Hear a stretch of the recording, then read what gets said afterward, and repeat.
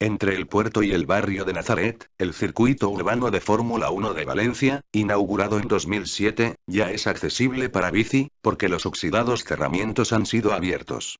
Ideal para probar la velocidad de vuestras bicis en un pavimento muy liso. Es lo que hice, cuando al lado de un zurullo de perro sobre el asfalto, vi a este hermoso reptil. El gecko común y no pude evitar hacerle una sesión de fotos y vídeo. Como hago cada vez que me encuentro un animal tan fascinante. En fin, solo le falta tener alas. Las secuencias en las que huye fugazmente, han sido ralentizadas.